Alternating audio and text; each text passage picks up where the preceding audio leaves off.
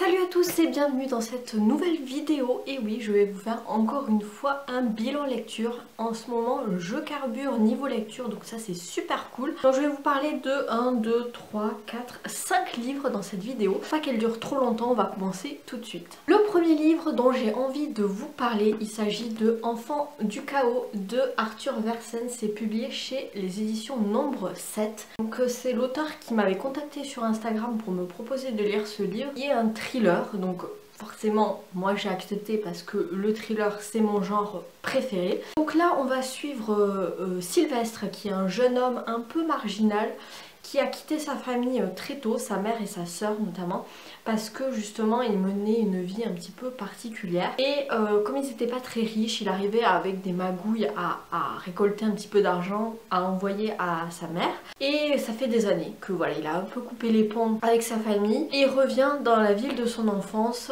puisque sa sœur Zoé est décédée. Malheureusement, on a conclu à un suicide.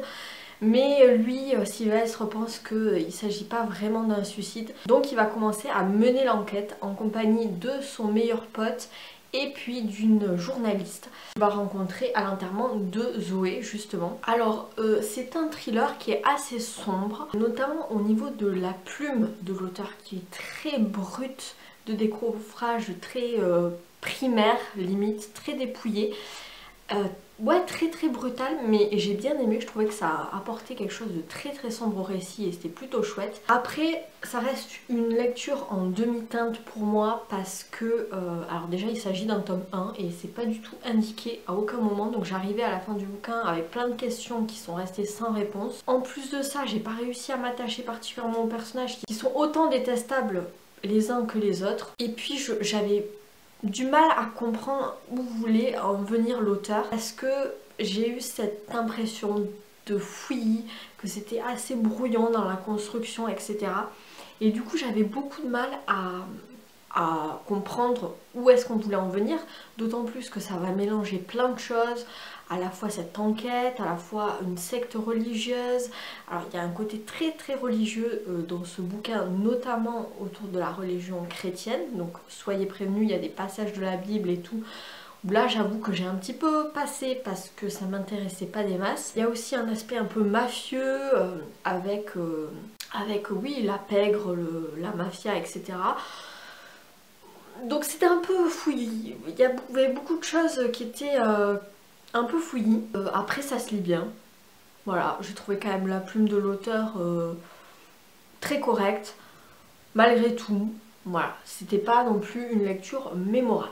Je continue avec un livre par contre qui m'a enjaillé de fou. Il s'agit de La Maison des Voix de Donato Carisi. Donc c'est publié chez Calman Levy Noir. Et vous le savez si vous me suivez, mais j'adore cet auteur. Donato Carisi, pour moi c'est le maître du thriller. Il est génial. Et avec ce livre là, mais il m'a vendu du rêve. C'était mais trop bien. Pourtant c'est un one shot qui fait quoi, même pas 300 pages.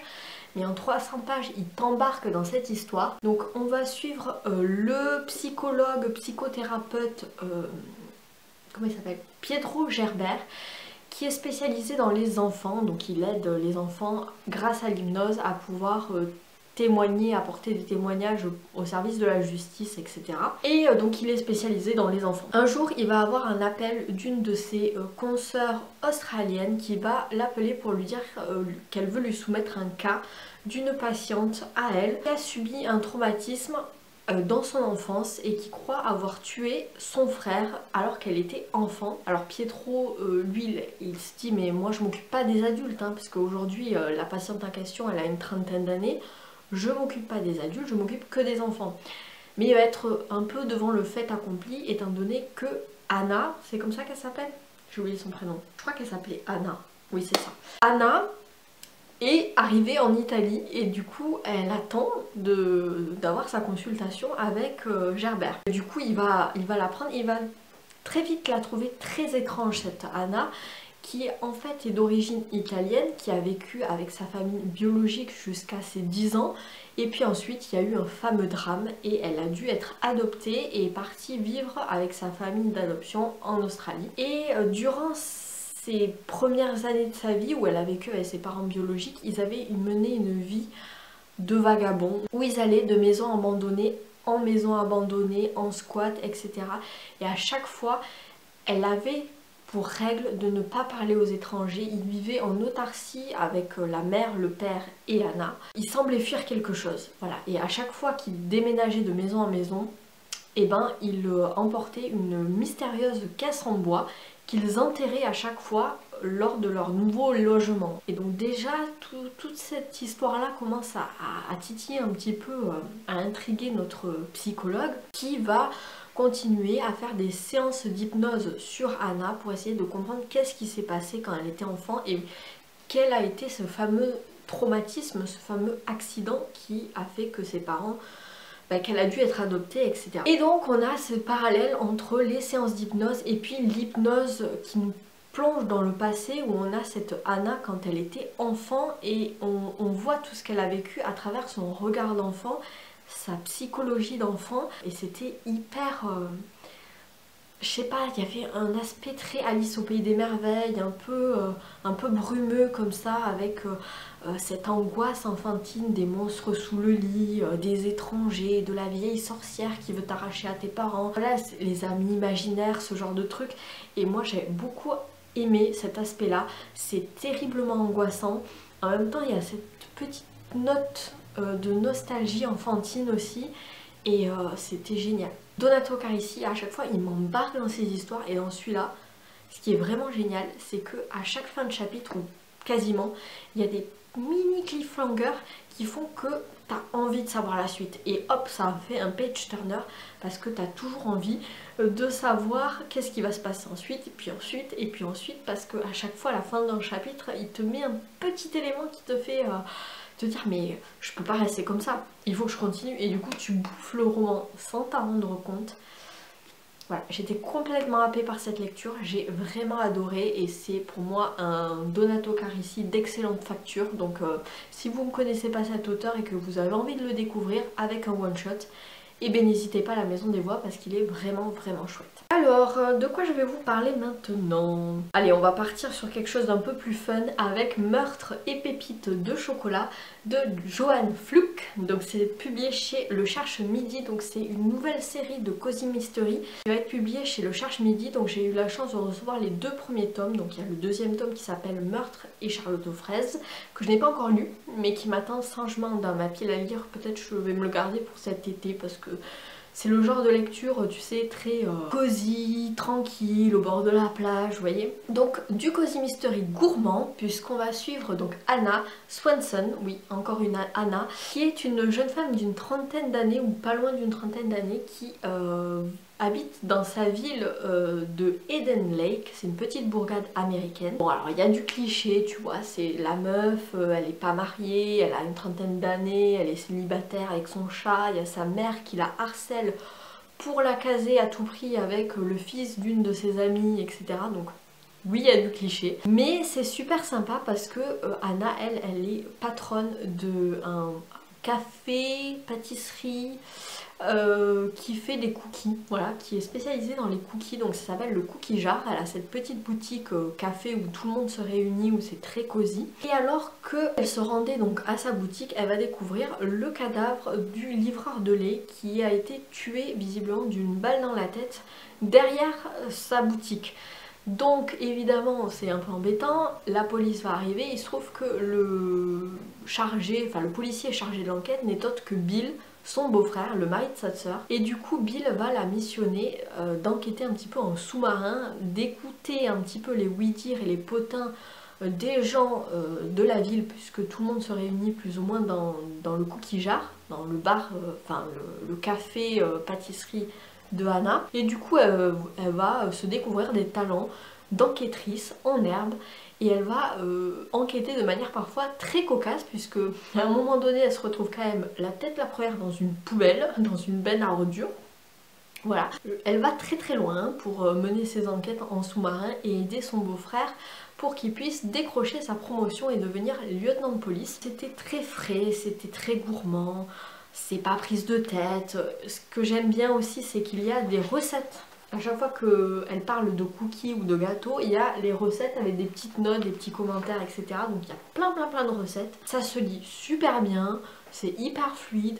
C'est le genre de bouquin où tu poses ton cerveau et tu passes un bon moment. Alors il faut pas trop se formaliser, c'est sûr, parce que c'est un peu cousu de fil blanc, il y a des arcs narratifs qui sont un peu faciles, il y a beaucoup de stéréotypes, il y a beaucoup de sexisme ordinaire. Après, il ne faut pas oublier que ce livre qui est le premier d'une longue série, je crois qu'il y a plus d'une vingtaine de tomes aux États-Unis, et ça a été publié initialement en 2000, dans l'année 2000, donc ça a 21 ans, c'est un livre qui a 21 ans, et il arrive seulement aujourd'hui en France, il a été traduit seulement maintenant, et du coup forcément il y a des trucs, il y a des petits écueils, des trucs qui passent plus trop en 2021. Mais enfin, j'ai quand même passé un bon moment, je vous le recommande si vous aimez le Cozy Mystery ou si vous voulez découvrir ce genre. Voilà, si vous voulez passer un bon moment, typiquement au bord d'un transat à la piscine cet été, ça sera parfait. Je continue avec L'ombre d'un père de Christophe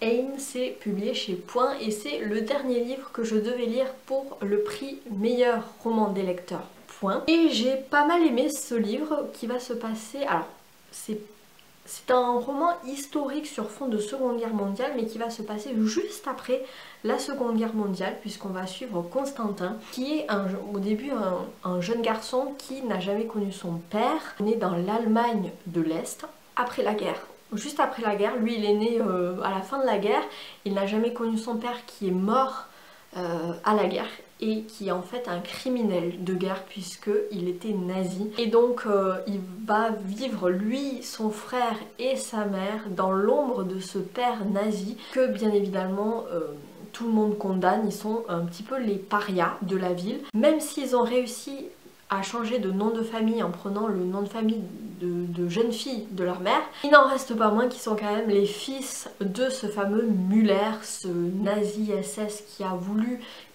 transformer son usine, je crois que c'était une usine de pneus, en camp de concentration. Heureusement ça s'est pas fait, mais quand même il a été pendu, il a été condamné par les Polonais et forcément le pauvre Constantin doit vivre avec l'ombre de ce père, le fantôme de ce père qui le hante en permanence et qui va lui mettre des bâtons dans les roues toute sa vie durant. Dès le collège, dès le lycée, il va pas pouvoir passer son bac parce qu'on va lui fermer les portes alors que c'est un brillant élève.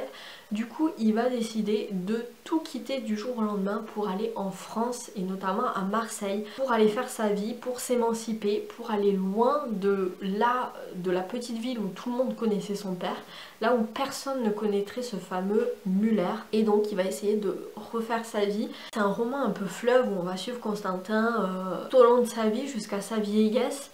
Et j'ai trouvé ce livre très touchant, il m'a beaucoup émue. Et je me suis vraiment attachée à Constantin qui était vraiment un personnage hyper touchant, hyper humain. Et en même temps, tu as envie de le prendre dans tes bras et te dire ça va aller, c'est pas ta faute, tu n'es pas ton père. Et pourtant à chaque fois, il y a cette ombre de père qui va le poursuivre, même jusqu'en France, même quand il va revenir auprès de sa mère. Il va toujours avoir des problèmes vis-à-vis de ça parce que ça va le suivre dans des dossiers, dans l'administration, etc.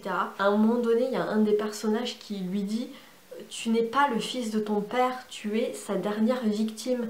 Et c'est tellement vrai, ça résume vraiment super bien ce livre. Et vraiment, c'est vraiment un super bouquin. Par contre, j'étais un petit peu décontenancée au début parce que justement, c'est un gros pavé de 500 pages et il n'y a pas du tout de chapitres, il n'y a pas de mise en page de dialogue, de tirés, de guillemets, de sauts de ligne, etc. Tout est en un seul bloc, donc c'est vrai qu'au début ça surprend un petit peu et puis ça donne une sensation un peu d'étouffement, mais je trouve que ça sert finalement le propos puisque vraiment le pauvre Constantin étouffe littéralement sous l'ombre de son père. Donc voilà. Il faut le picorer petit à petit. Moi c'est ce que je faisais, je lisais quelques pages et puis je reposais et puis j'y revenais. Mais vraiment un de ces romans fleuves sur la Seconde Guerre mondiale et puis surtout cette thématique nazie, mais du point de vue de... Ils ont fait aussi des victimes parmi les leurs, parmi leurs familles, parmi leurs descendants, du point de vue de l'après-guerre mondiale qui était vraiment super. Donc voilà, je vous le recommande si jamais la thématique vous intéresse. Et enfin, ma dernière lecture, il s'agit d'un service presse qui m'a été envoyé par les éditions de Boré. Il s'agit de 5 Points de Eric Jung, donc aux éditions de Boré dans la collection Marge Noire. Donc c'est un livre qui à première vue n'est pas trop macabre puisqu'on va parler de mafia et notamment de la mafia new-yorkaise dans le début du XXe siècle. Alors vous le savez si vous me suivez, moi je suis pas trop fan de tout ce qui est mafia, magouille, corruption, toutes ces thématiques là j'aime pas trop. Sauf dans la série Peaky Blinders qui est vraiment topissime. Si vous n'avez pas vu cette série, mais foncez, elle est géniale. En fait, ce qui m'a convaincue d'accepter ce service presse, c'est parce qu'on va suivre le destin d'une femme et d'une femme forte, puisque Stephanie Sinclair, c'est comme ça qu'elle s'appelle, est une femme noire qui va réussir à s'imposer dans le milieu de la pègre new-yorkaise dans le début des années 1900 et vraiment j'étais intriguée de me dire mais comment elle a réussi parce que c'est basé sur des faits réels. C'est une femme qui a réellement existé et qui malheureusement ou pas, enfin je sais pas, après ses activités étaient criminelles et condamnables donc forcément voilà ça reste quand même une mafieuse mais on l'a oublié. L'histoire avec un grand H a la fâcheuse tendance à oublier les femmes qui en imposent, les femmes qui ont réussi à s'imposer, qui ont fait de grandes choses dans le positif ou le négatif. En tout cas, elles ont tendance à passer un petit peu à la trappe. Et je trouve que c'est pour ça que ce genre de livre est vraiment nécessaire, parce que je ne connaissais pas du tout Stephanie Sinclair, alors qu'on connaît Al Capone, tous ces grands mafieux. On va suivre donc Stephanie Sinclair, on va découvrir un petit peu son destin, de comment est-ce qu'elle est arrivée à Harlem, puisqu'on va la surnommer la princesse de Harlem, et comment elle a réussi à s'imposer dans ce milieu-là jusqu'à la fin de sa vie. J'ai bien aimé cette lecture, j'ai vraiment appris des choses que je ne connaissais pas. Après, l'auteur précise quand même dans son avertissement au début du bouquin qu'il s'agit d'un roman, que c'est de la fiction, parce que Stephanie Sinclair a laissé assez peu de traces de sa vie. Du coup, on n'a pas trop d'éléments sur sa vie. Mais c'est pour ça que c'est pas une biographie. C'est de la fiction, il a dû inventer. Mais j'ai trouvé quand même que c'était pas très romancé. Hein. Il y a vraiment des passages qui sont très documentés, où on sent que l'auteur maîtrise vraiment son sujet. Il connaît la vie de Stéphanie, il connaît aussi le Harlem des années 1920-1930 par là. Et tout l'argot de la pègre, de la mafia new-yorkaise, les us et coutumes, ce genre de choses, on sent qu'il maîtrise bien son sujet, mais parfois c'est vrai que je trouvais qu'il y avait un petit côté un peu catalogue, que ça manquait un petit peu de liant, de côté un petit peu romancé. J'aurais aimé aussi avoir un peu plus de psychologie des personnages, notamment de Stéphanie, d'être dans sa tête, de comprendre qu'est-ce qu'elle pense, de voir ce côté un petit peu plus humain, alors que là elle m'a semblé quand même tout le temps distante et froide vis-à-vis du lecteur. Il m'a manqué aussi ce passage entre le moment où elle arrive à Ellis Island, donc qui est l'île où tous les immigrés arrivaient et qu'ensuite on dispatchait, toi tu peux rentrer à New York, toi non, etc. Elle arrive à New York à l'âge de 26 ans suite au décès de sa mère, puisqu'elle est originaire à la base de la Martinique. Et on ne sait pas en fait entre le moment où elle débarque et le moment où elle devient la princesse de Harlem, comment elle a fait pour s'imposer. Alors on a quelques petits flashbacks, quelques petits éléments, quelques petites scènes de ci de là pour comprendre un petit peu son évolution. Mais je sais pas, ça m'a manqué un petit peu de liant, voilà, il m'a manqué cette évolution là, à ce niveau là. Mais après tout, ça se lit super bien, j'ai appris des trucs, je suis quand même contente de l'avoir lu, même si la thématique de la mafia est pas quelque chose qui m'enjaille de prime abord. Mais voilà, un destin de femme à découvrir si jamais ça peut vous plaire. En tout cas, c'était plutôt une lecture sympathique, pas un coup de cœur, mais c'était sympa. Voilà, c'en est tout pour moi pour ce bilan lecture de mi-mars, début avril, par là. J'espère qu'il vous aura plu, n'hésitez pas à me dire en commentaire ce que vous en avez pensé, si vous avez lu ces livres ou si je vous ai donné envie d'en découvrir. N'hésitez pas aussi à me dire ce que vous avez lu récemment, est-ce que vous avez eu des coups de cœur, des déceptions, dites-moi tout dans les commentaires, je serais ravie d'échanger avec vous. En attendant la prochaine lecture, pas du tout. Oh, je suis fatiguée. J'espère que la luminosité ça va parce que je tourne après le boulot donc il fait presque nuit. En attendant la prochaine vidéo, moi je vous souhaite de très bonnes lectures et je vous dis à bientôt. Ciao.